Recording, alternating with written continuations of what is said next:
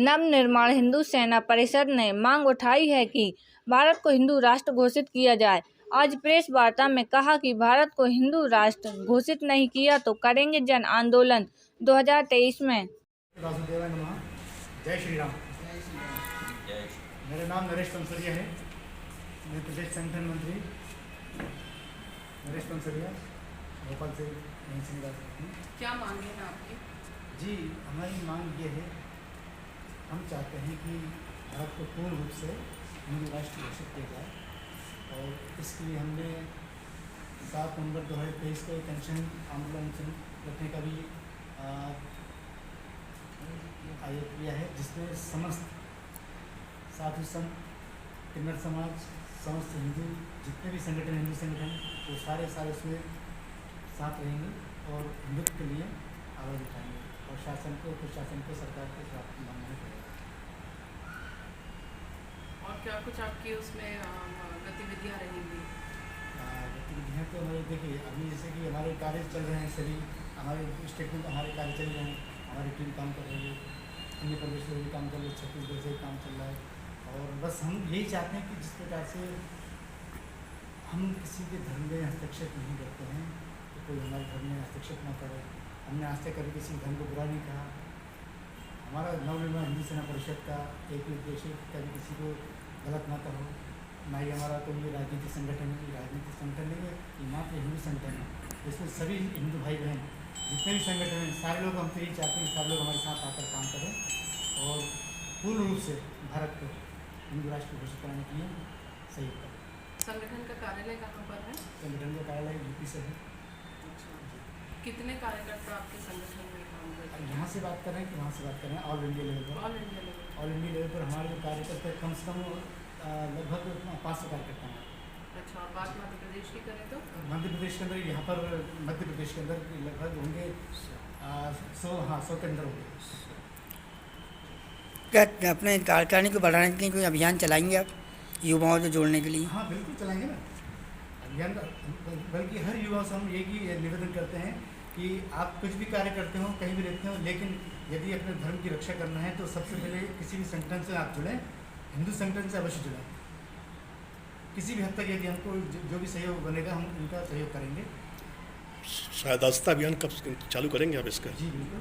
कब से चालू करेंगे सदस्यता अभियान? इसकी हम क्या कहते हैं योजना बनाते हैं, इसके बाद फिर आपको भी सूचित किया जाएगा। जन जागरण कार्यक्रम में क्या कुछ शामिल रहेगा?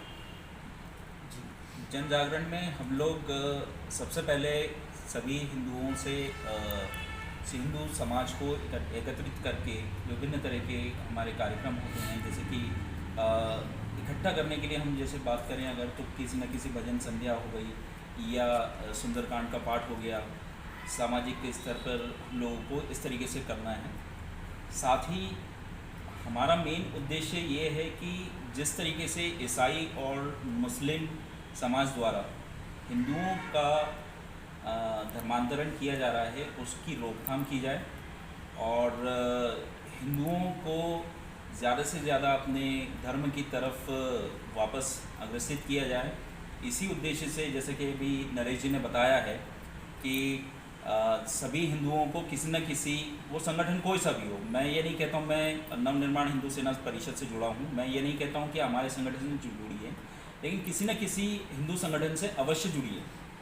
क्योंकि अगर आप धर्म को नहीं बचाएंगे तो हमारा भी हाल वैसा ही होगा जैसे कि अफ़गानिस्तान में हम लोगों ने लोगों की स्थिति देखी है। आप कितनी ही प्रॉपर्टी बना लीजिए, कितनी ही आपकी संपत्ति होगी, लेकिन अगर आपका धर्म सुरक्षित नहीं रहेगा और तो आप किसी भी तरीके से सुरक्षित नहीं रह पाएंगे। हमने बहुत बड़ा विभाजन देखा है, धार्मिक आधार पर हमारा देश का विभाजन सन 47 में हुआ है, जो कि एक इस्लामिक राष्ट्र बना है। तो हमारा देश धर्मनिरपेक्ष कैसे हो सकता है? हमारी सबसे बड़ी मांग यही है, अगर धार्मिक आधार पर अगर उन्होंने वहाँ पर उस समय पर विभाजन हुआ था तो भारत जो है एक हिंदू बहुल देश है और दुनिया में एकमात्र देश होगा आने वाले भविष्य में हिंदू राष्ट्र के तौर पर। क्योंकि आपने देखा है कि क्रिश्चियन धर्म को मानने वाले बहुत सारे देश हैं, लगभग 50 से ऊपर देश हैं, लगभग 57 इस्लामिक देश हैं, बौद्ध धर्म को मानने वाले बहुत सारे देश हैं तो हिंदू धर्म को मानने वाले देश एक भी क्यों नहीं है। हमारा यही उद्देश्य है, हमारी यही मांग है इसी कि भारत को हम हिंदू राष्ट्र बनाएं। और इसी परिप्रेक्ष्य में हमारे जो राष्ट्रीय संरक्षक हैं आचार्य परमहंस जी, जगत गुरु परमहंस जी, उन्होंने 7 नवंबर 2023 को एक विराट आमरण अनशन की संकल्पना की है, आयोजित किया है, जिसमें कि सभी हिंदू संगठन, किन्नर समाज और सभी साधु संतों का हमारे को पूरा सहयोग मिल रहा है। और रामलीला दिल्ली के मैदान पर हम लोगों का ये अनशन जारी रहेगा। कब करेंगे सर, कब से शुरू होगा अनशन? 7 नवंबर 2023 ये और हमारी योजना है। ये हमारी योजनाएं हैं, उसके ऊपर हम लोगों ने कार्य शुरू कर दिया है। इसी उद्देश्य को लेते हुए हम लोगों ने सभी राज्यों में, सभी जिला स्तर पर हम लोग ये प्रेस कॉन्फ्रेंस रख रहे हैं। आज का जो दिन हमारा जो तय किया गया था, राष्ट्रीय कार्यकारिणी के द्वारा तय किया गया था, उत्तर प्रदेश, महाराष्ट्र, राजस्थान और उड़ीसा में ये आज की तारीख में हमारा ये प्रेस कॉन्फ्रेंस की गई है। राष्ट्रीय स्तर पर ये प्रेस कॉन्फ्रेंस है कि हमारे देश में धर्म के आधार पर, है ना, तो है तो धर्म के आधार पर ही विभाजन में, नहीं तो पहले तो पूर्ण भारत ही था, उसका पाकिस्तान बनाया गया, लेकिन उनकी संख्या अधिक होने के कारण उसको पाकिस्तान बना दिया, ठीक है, मुस्लिम समुदाय को। लेकिन उसी हिसाब से देखा जाए, यदि जनसंख्या आधार पर देखा जाए तो भारत में हिंदुओं की संख्या अधिक है, तो उसको पूर्ण रूप से हिंदू राष्ट्र घोषित होना चाहिए। तो फिर इसमें रुकावट किस बात की और इसमें अड़चनें किस बात की?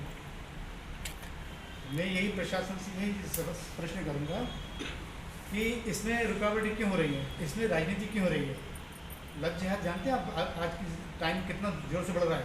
अभी बता रहा हूँ, हरियाणा में गुड़गांव ग्राम में, वहाँ पर आज की स्थिति में डेली मुस्लिम समुदाय के लोग रोड पर खुलकर नमाज़ पढ़ रहे हैं, ठीक। यदि हमारे हिंदू वीरों ने जिस दिन ये कार्य शुरू किया तो बहुत ज़्यादा प्रॉब्लम होती, लेकिन कि अभी कुछ समय पहले ये, जैसे कि मैंने बताया कि हमारे संगठन में पूर्ण रूप से लव जिहाद के विरुद्ध है और अभी हमने इसी पर कार्य किया है। अभी शायद 6 महीने पहले केस रहा होगा, आपने सुना भी होगा मिनिस्टर में कि एक न्यू जेल रोड जो है करोद का है, एक लड़की थी जयसवाल, क्या नाम था उसका? जयसवाल। वो लड़की को एक लड़का बिहार का बेहला फुसला कर उससे प्रेम हुआ, और लेकिन लड़की पर प्रेशर डाल रहा था वो शादी का, लड़की ने मना कर दिया, तो आखिर उसने उसको मार दिया यहाँ से ले आकर।